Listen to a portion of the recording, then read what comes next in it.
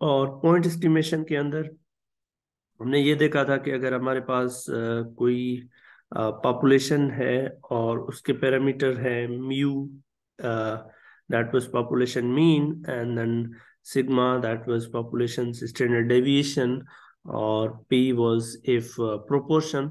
तो फिर हम ये कह रहे थे कि इस मीन के लिए जो भी पॉपुलेशन है हमारे पास, उस पॉपुलेशन का जो सैंपल लेंगे हम, फिर उस सैंपल के लिए हमारे पास जो मीन होगा that will be point estimator for this mean, और इसका जो स्टैंडर्ड डेविएशन होगी वो इसके लिए पॉइंट एस्टिमेटर होगा सिग्मा के लिए।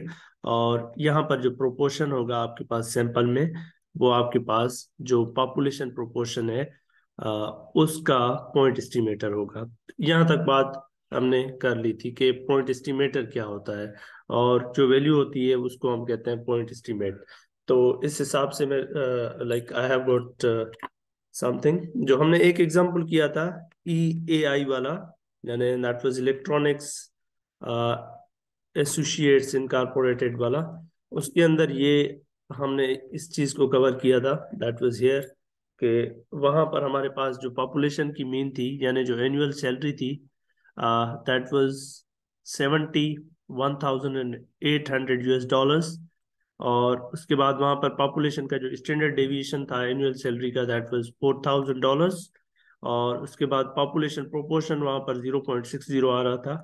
ये पॉपुलेशन प्रोपोर्शन क्या था? वहां पर आपके पास आप एम्प्लॉयज का या मैनेजर्स का डेटा ले रहे थे, और टोटल हमारे पास 2500 थे, वहां से हमारे पास 1500 ऐसे थे जिन्होंने ट्रेनिंग कंप्लीट की हुई थी। So this proportion was 0.6। तो ये आपके पॉपुलेशन पैरामीटर्स थे तीन। तो फिर आपने वहां से सैंपल लिया था, सैंपल जो था वो 30 था हमारे पास, एन इक्वल टू, यानी कि 30 मैनेजर्स का या 30 एम्प्लॉइज का हमने डेटा उठाया था, और वहां से हमारे पास एक सैंपल मीन आ रही थी, दैट वाज 71,814 US डॉलर्स। और वो जो थी हमारे पास सैंपल मीन एनुअल सैलरी थी। तो ये पॉइंट एस्टीमेट था इस पॉपुलेशन मीन का, और ये पॉइंट एस्टीमेट है दिस स्टैंडर्ड डेविएशन का, और ये पॉइंट एस्टीमेट है इस 0.60 यानी कि पैरामीटर वैल्यू का। उसके बाद हमने एक और बात कही थी कि हमारे पास जो सैंपल मीन होती है, ये हमने बात की थी कि जो हमारी सैंपल मीन होती है दैट इज एक्स बार। हमने कहा था कि ये जो एक्स बार है, इसको हम एज अ रैंडम वेरिएबल देख सकते हैं, as a random variable. We can treat it like a random variable. हमने किस तरह से कहा था कि ये एक रैंडम वेरिएबल हो सकता है? मैंने आपको ये बताया था कि अगर आपके पास कोई पॉपुलेशन अवेलेबल है और उसके आप बहुत सारे सैंपल ड्रा करते हैं, तो हर बार जो आप सैंपल ड्रा करेंगे वहां पर कुछ ना कुछ आपके पास हर बार मीन आएगी। लाइक पहली मर्तबा आपने सैंपल ड्रा किया, लेट से 7118 814 आ रहा है, फिर आपके पास 71 पूरा आ रहा है लेट से, फिर आपके पास 71,500 आ रहा है, फिर आपके पास 7100 एंड लेट से 1600 आ रहा है। तो इस तरीके से जब भी आप बार बार सैंपल ड्रा करेंगे, सैम्पलिंग करेंगे, तो आपके पास जो सैंपल मीन है वो हर बार डिफरेंट आएगी। तो ये जो वैल्यूज ले रहा है आपकी सैंपल मीन, जो वैल्यूज पिक कर रही है, ये रेंडम है। और इनमें से हर एक सैंपल के प्रोसेस को हम रेंडम प्रोसेस कह सकते हैं, कि रेंडम एक्सपेरिमेंट कह सकते हैं। और फिर ये जो आउटपुट आ रहा है, ये एक वैल्यू है हर बार जो रेंडम एक्सपेरिमेंट हो रहा है आपके पास सैम्पलिंग का। तो हर बार मीन चेंज हो रही है, तो यहाँ से हम इंट्यूटिवली ये कह सकते हैं कि हमारे पास जो सैंपल मीन है, यानी कि ये X bar, this can be seen as a random variable. ये एक रैंडम वेरिएबल के तौर पर देखा जा सकता है। ठीक है। और बिल्कुल इसी लाइन पे आपके पास प्रोपोर स्टैंडर्ड डेविएशन है, इसको भी आप एज अ रैंडम वेरिएबल देख सकते हैं, बिल्कुल इसी सेम इंट्यूशन के साथ जिस तरह से हमारे पास ये सैंपल मीन की बात हो रही थी।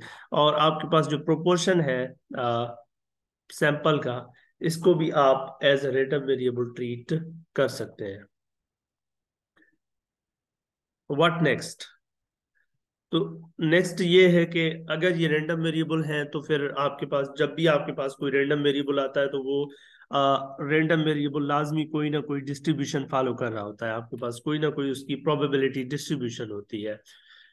तो आज का जो हमारा मेन फोकस रहेगा इस डिस्कशन का वो होगा कि ये जो आपके पास एक्स बार है इसकी जो है डिस्ट्रीब्यूशन क्या है, और फिर दूसरा हमारा मेनली ये स्टैंडर्ड डेविएशन को बुक वाला डिस्कस नहीं कर रहा तो हम भी नहीं करेंगे। दूसरा हमारे पास होगा कि ये जो पी बार है इसकी डिस्ट्रीब्यूशन क्या होगी, we will get into these two कि इसकी डिस्ट्रीब्यूशन क्या है और इसकी क्या डिस्ट्रीब्यूशन है। तो यहाँ पर एक चीज आप गौर कर सकते हैं कि ये दोनों जो भी एक्स बार और पी बार है ये दोनों they are related to sample. तो इस प्रोसेस को, ये जो कुछ हम करने जा रहे हैं वर्कआउट, इसको हम कहेंगे कि we are doing basically sampling distribution कहे या सैंपल डिस्ट्रीब्यूशन कहे, आप कह सकते हैं इसको कि ये आपके पास सैंपल डिस्ट्रीब्यूशन है, या डिस्ट्रीब्यूशन आपके पास जो सैंपल पैरामीटर्स हैं उनकी आप डिस्ट्रीब्यूशन के बारे में बात करने जा रहे हैं। यहां तक कोई इशू है you guys can ask me, otherwise we will move ahead. आप चैट में भी रिप्लाई कर सकते हैं।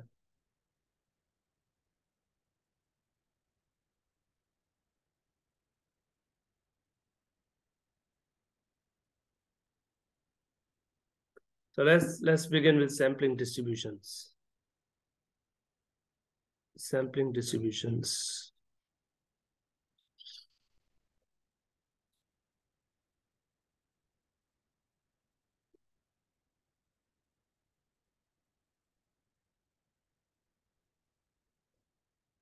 और हम सबसे पहले जो है डिस्कस करने जा रहे हैं distribution of X bar. Distribution of X bar. X bar आपके पास एक सैंपल मीन है और इसकी डिस्ट्रीब्यूशन हम करने जा रहे हैं। तो एक्स बार की प्रोबेबिलिटी डिस्ट्रीब्यूशन क्या होगी, डिस्ट्रीब्यूशन क्या होगी, हम ये कहेंगे कि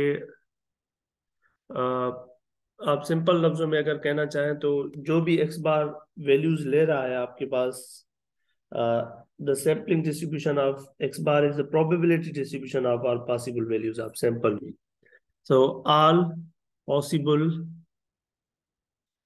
you can say that probability distribution of all possible values of x bar, यानी कि जो x बार वैल्यूज पिक कर रहा है उनकी प्रोबेबिलिटी डिस्ट्रीब्यूशन क्या है, that will be distribution of x बार। उसको हम कहेंगे कि ये x बार की प्रोबेबिलिटी डिस्ट्रीब्यूशन है, क्योंकि एक रैंडम वेरिएबल है तो इसकी कोई ना कोई डिस्ट्रीब्यूशन होगी। लेकिन मेन चीज जो हमारे पास यहाँ पर होगी, हम जिसके अंदर इंटरेस्टेड होंगे वो होगा हमारे पास एक्सपेक्टेशन ऑफ एक्स बार, कि ये जो एक्स बार है यानी कि ये हमारा रैंडम वेरिएबल जो सैंपल मीन है इसकी एक्सपेक्टेशन क्या है, और हम इसकी स्टैंडर्ड डेविएशन के अंदर इंटरेस्टेड होंगे कि इसकी स्टैंडर्ड डेविएशन क्या है एक्स बार की। We will be getting into it.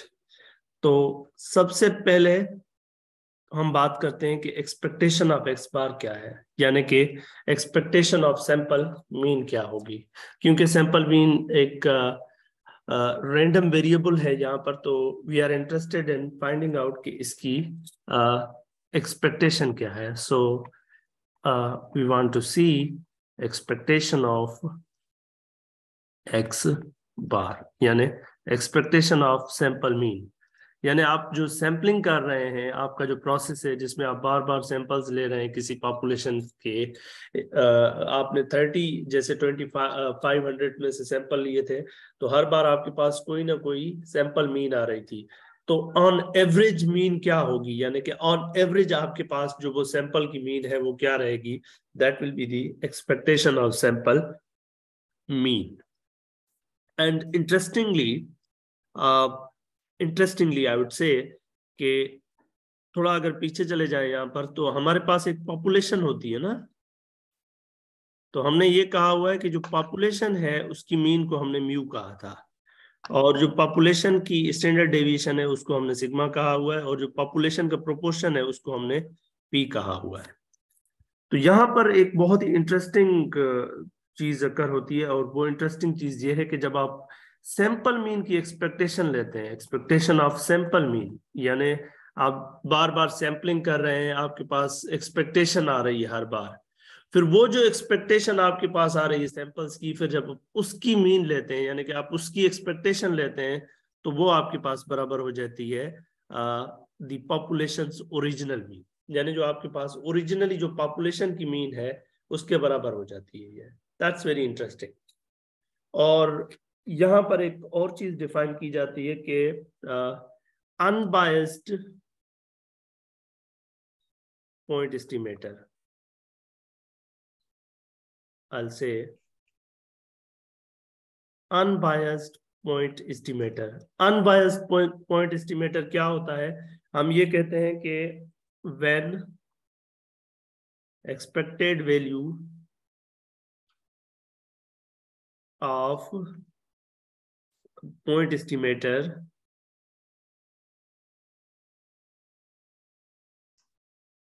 is equal to population parameter,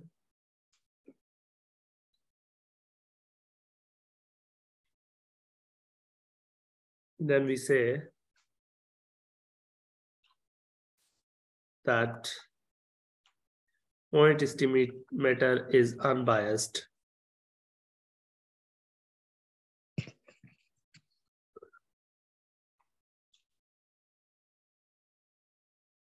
देखिए ये जो x बार है, ये यहाँ पर जो x बार है, ये आपके पास पॉइंट एस्टिमेटर है किसका?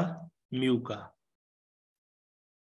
और हमने क्या किया कि हमने इसकी एक्सपेक्टेशन ली इस पॉइंट एस्टिमेटर की, और ये बराबर आ गई इसके पॉपुलेशन के। तो इसका दूसरा मतलब है कि आपका जो x बार है, this is an unbiased point estimator.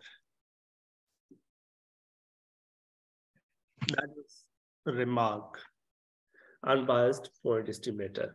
Now let me get back to the example जिसको हम demonstrate कर रहे हैं कल से, EAI इलेक्ट्रॉनिक एसोसिएट्स इनकॉर्पोरेटेड वाला एग्जाम्पल, जहां पर हम वही बात कर रहे हैं कि हमारे पास 1 से लेकर 2500 तक का डेटा है, कुछ मैनेजर्स का या आपके पास एम्प्लॉइज का, और उस केस में आपने एक सैंपल लिया था, हर बार आप सैंपलिंग कर रहे हैं। इस केस में आपके पास म्यू का पता था, that was 71,800।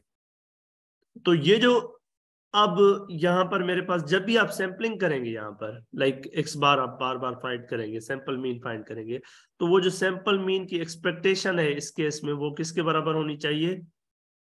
Your remarks.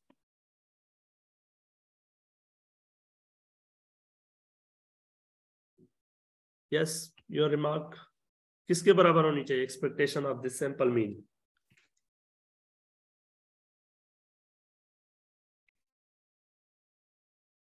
Yes, knowing the fact that x बार जो है आपका एक अनबायस्ड पॉइंट एस्टिमेटर है, और इसकी एक्सपेक्टेशन आपके पास ओरिजिनल पॉपुलेशन के बराबर होती है, so you would say that that's basically equal to this.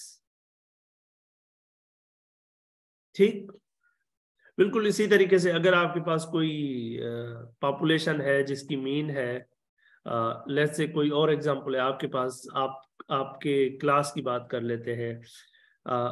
आपकी क्लास में जो है वो, लेट्स से आपके डिपार्टमेंट की बात करते हैं, आपके डिपार्टमेंट के अंदर लेट्स से 730 स्टूडेंट है आपके पास, और वहां पर आप एवरेज स्कोर जो है देखना चाह रहे हैं, और एक तो आपको इसका ओरिजिनल स्कोर पता है कि आउट ऑफ 100 लेट से इट इज 85। ठीक, तो अब आप क्या कर रहे हैं, आप इस 730 में से एक सैंपल ले रहे हैं, लेट से 25 स्टूडेंट्स हैं आपके पास। आप 25 स्टूडेंट्स की जो सैंपल ले रहे हैं बार बार, और ये जो आप वेरिएबल डिफाइन कर रहे हैं, इस वेरिएबल की भी कोई एक्सपेक्टेशन होगी। ये जो सैंपल मीन एक रैंडम वेरिएबल आएगा, इसकी भी कोई एक्सपेक्टेशन होगी। तो फिर वो आपकी, क्योंकि ये हमने देख लिया कि आपका जो सैंपल मीन है ये आपका अनबायस्ड है, तो ये आपके पास ओरिजिनल मीन के बराबर आ जाएगा। तो जब भी आप एक्सपेक्टेशन लेंगे सैंपल मीन की, वो आपकी हमेशा बराबर आएगी आपकी ओरिजिनल पॉपुलेशन जो मीन है उसके बराबर आ जाएगी।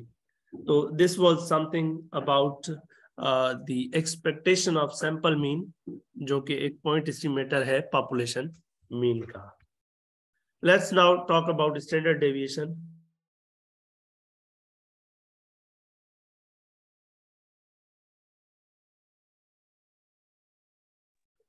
Now let's talk about standard deviation of x bar. यानी we want to talk about standard deviation of sample mean, और इसको दूसरा नाम भी देंगे हम स्टैंडर्ड एरर का, but let's for the moment let's see this कि स्टैंडर्ड डेविएशन ऑफ जो सैंपल मीन है वो क्या होती है। तो यहाँ पर आपके पास दो चीजें, या तो आपका जो पॉपुलेशन है वो फाइनाइट पॉपुलेशन है, फाइनाइट पॉपुलेशन होगी, या फिर आपके पास इन्फिनिट पॉपुलेशन होगी। ये एक्सपेक्टेशन के केस में फाइनाइट इन्फिनिट कोई इफेक्ट नहीं कर रहा, बट स्टैंडर्ड डेविएशन जो सैंपल मीन की है उसको आप फाइनाइट और इन्फिनिट पॉपुलेशन होने से फर्क पड़ेगा। तो जो आपके पास फाइनाइट पॉपुलेशन है उस केस में आपके पास जो सैंपल मीन की स्टैंडर्ड डेविएशन है, I will represent this with this like sigma sub X bar, ये आपकी बराबर हो जाएगी आपके पास जो पॉपुलेशन साइज है minus sample size divide by n-1, and ये पॉपुलेशन की स्टैंडर्ड डेविएशन है divide by square root of n, this is multiplied. और यहाँ पर अगर इन्फिनिट पॉपुलेशन है तो फिर आप क्या करेंगे, जो आपकी पॉपुलेशन की स्टैंडर्ड डेविएशन है उसको जस्ट आप स्क्वायर रूट ऑफ n से डिवाइड कर लें। अगर आपके पास फाइनाइट पॉपुलेशन है और आप सैंपल मीन की स्टैंडर्ड डेविएशन देखना चाह रहे हैं तो वो आपकी इसके बराबर होगी, और अगर आपके पास इन्फिनिट पॉपुलेशन है तो फिर स्टैंडर्ड डेविएशन इसके बराबर हो जाएगी। नाउ ये जो एक फैक्टर है ना ये वाला, बाकी दोनों के अंदर ये वाली चीज सेम है, लाइक दिस इज समथिंग जो कि डिफरेंट है फाइनाइट के अंदर, जो इन्फिनिट के अंदर नहीं है। सो ये जो फैक्टर है n-m divide by n-1, this is called finite population correction factor, finite population correlation factor.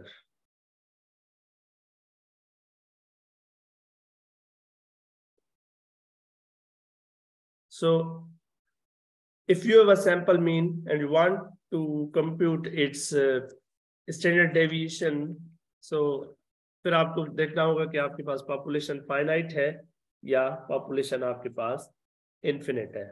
लेकिन इसके अंदर आपके पास जब आप प्रैक्टिकली आप जब कंप्यूट कर रहे हैं तो आपके पास दो चीजों को ख्याल रखना है, मतलब दो चीजों को आपको इनहेट रखना है। तो आप जब कंप्यूट करना चाह रहे हैं standard deviation for a given data, तो आपको क्या करना है, अगर आपके पास पॉपुलेशन इन्फिनिट है, पॉपुलेशन इज इन्फिनिट है, तो आप उस केस में आपके पास यही फार्मूला होगा कि सैंपल की जो स्टैंडर्ड डेविएशन होगी वो ये हो जाएगी। But if population is finite, if population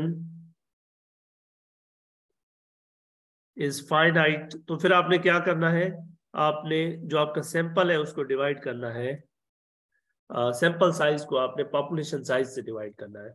और अगर ये फैक्टर जो है n डिवाइड बाय n ये आपका less than or equal to 0.05 आ रहा है, फिर भी आप ये फार्मूला लगाएंगे।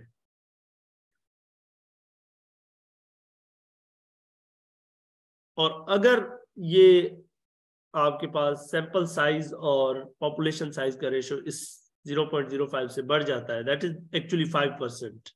इन अदर वर्ड्स, अगर आपकी पॉपुलेशन की साइज 5% के अंदर है, तो आप टोटल आपकी सैंपल की साइज 5% से कम है या 5% के बराबर है ऑफ योर होल पॉपुलेशन, तो फिर आप ये इन्फिनिट वाला फार्मूला लगा देंगे इस स्टैंडर्ड डेविएशन के लिए भी, सैंपल मीन की। लेकिन अगर इससे बढ़ जाता है, लाइक इफ पॉपुलेशन फाइनाइट है, पॉपुलेशन इज फाइनाइट, बट ये जो फैक्टर है आपका n divide by n, let me not write this one, is exceeding this 0.05, तो फिर आप क्या करेंगे, फिर आपके पास ये फार्मूला है जिसको आप यूज करेंगे।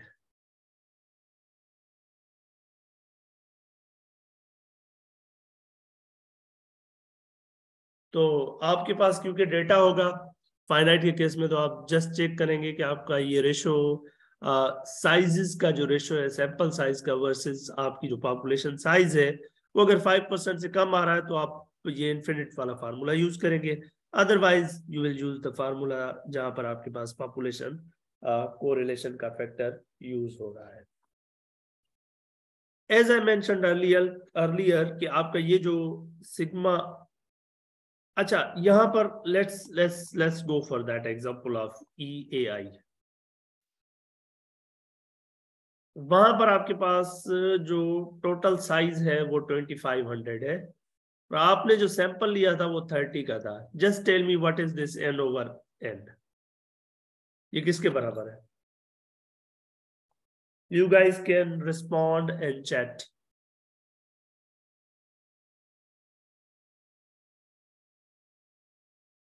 Yes,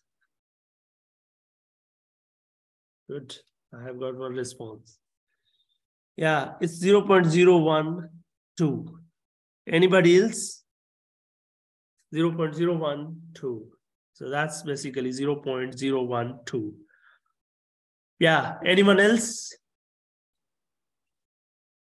So what about this? ये जो 0.012 है, ये आपका 5% से कम है या ज्यादा है?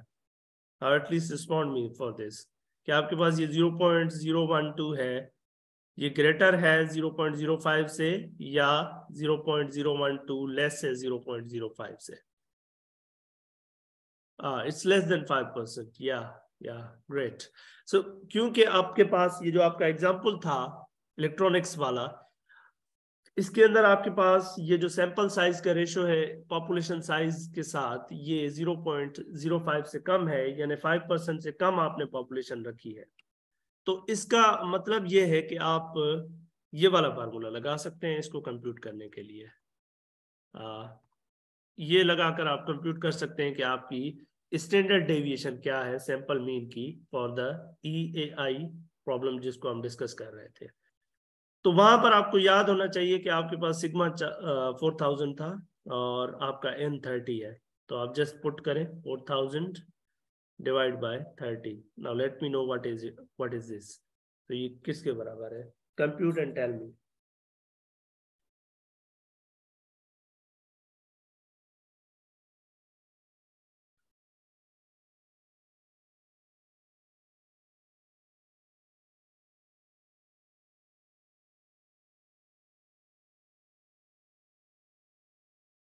Yes, so it's 730.3.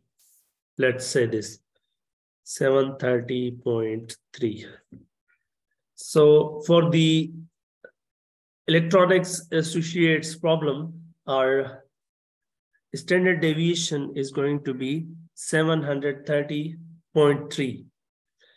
Well, so like if you are given with the sample mean So you can compute now this expectation, which is equal to the original population's mean, and you can also compute this standard deviation. ये इसको आप कहेंगे sigma over n, अगर आपका जो n over n है ये आपके पास लेस है 0.05 से या बराबर है, और and you would say that n minus n over n minus 1 times sigma over square root of n, अगर ये n over n is exceeding 0.05. So अब आप ये तीनों चीजों को कंप्यूट कर सकते हैं फॉर अ गिवन डेटा। जहां पर आपके पास पॉपुलेशन का डेटा गिवन है तो वहां पर आप सैंपल मीन डिफाइन करके फिर सैंपल मीन की आप एक्सपेक्टेशन कंप्यूट कर सकते हैं और आप उसकी स्टैंडर्ड डेविएशन भी कंप्यूट कर सकते हैं। एज आई ऑलरेडी मेंशन्ड कि हमारे पास ये जो चीज है that is also called standard error.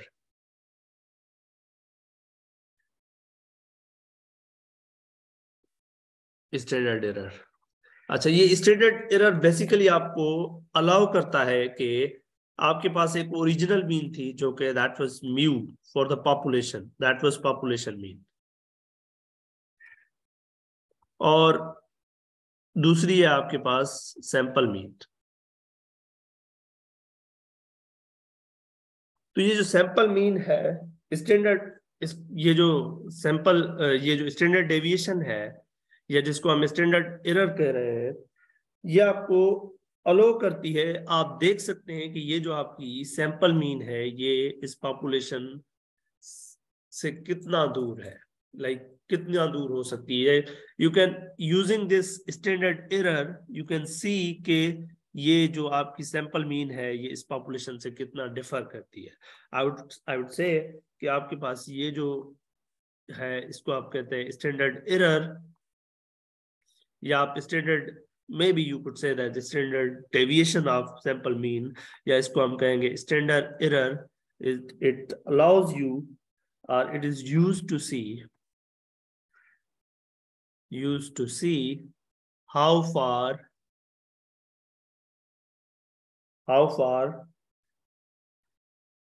our sample mean can be from actual mean।